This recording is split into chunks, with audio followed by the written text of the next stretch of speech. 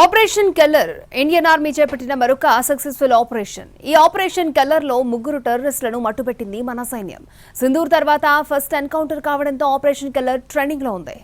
Operation Sindoor తర్వాత ముష్కరులకు చుక్కలు చూపిస్తోంది మన సైన్యం. ఉగ్రవాదుల ఏరివేతే లక్ష్యంగా బలగాలు ఆపరేషన్ కెల్లర్ స్టార్ట్ చేశాయి. పక్కా సమాచారంతో 3 టెర్రరిస్టులను ఎన్కౌంటర్ చేశాయి. జమ్మూ కశ్మీర్లో భద్రతా బలగాలకు ఉగ్రవాదులకు మధ్య భీకర పోరు జరిగింది. షోపియాన్లోని జంబాత్రి కెల్లర్ ప్రాంతంలో 4 ఉగ్రవాదులు ఉన్నారన్న నిఘా వర్గాల సమాచారంతో భద్రతా బలగాలు అప్రమత్తమయ్యాయి. వెంటనే ఇండియన్ ఆర్మీ, జమ్మూ కశ్మీర్ పోలీసులు సంయుక్తంగా ఆపరేషన్ చేపట్టారు.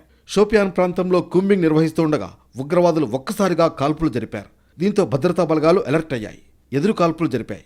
దాదాపు 3 గంటల పాటు ఎన్కౌంటర్ జరగ్గా 3 ముష్కరులు హతమయ్యారు. వీరిని లష్కరే తోయిబాకు చెందినవారిగా గుర్తించారు. అటవీ ప్రాంతంలో జరిగిన ఈ ఎన్కౌంటర్పై ఇండియన్ ఆర్మీ ఎక్స్లో పోస్ట్ చేసింది. దీనికి ఆపరేషన్ కెల్లర్ అని పేరు పెట్టింది. రాష్ట్రీయ రైఫిల్స్ విభాగం ఇచ్చిన ఖచ్చితమైన సమాచారంతో ఈ ఆపరేషన్ చేపట్టినట్లు తెలిపింది. మరికొందరు టెర్రరిస్టులు ఉండొచ్చన్న సమాచారంతో సెర్చ్ ఆపరేషన్ కొనసాగిస్తున్నాయి.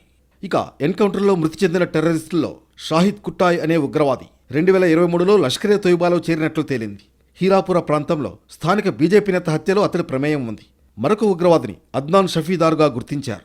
అతడు 2024లో లష్కరేలో చేరాడు. 2024 అక్టోబర్లో వాచి అనే ప్రాంతంలో స్థానికేతర కార్మికుడు హత్యకు పాల్పడ్డాడని భద్రతా వర్గాలు వెల్లడించాయి. భారత్ పాకిస్తాన్ మధ్య కాల్పుల విరమణ ఒప్పందం అమల్లోకి వచ్చిన 3 రోజుల తర్వాత జరిగిన తొలి ఎన్కౌంటర్ ఇదే.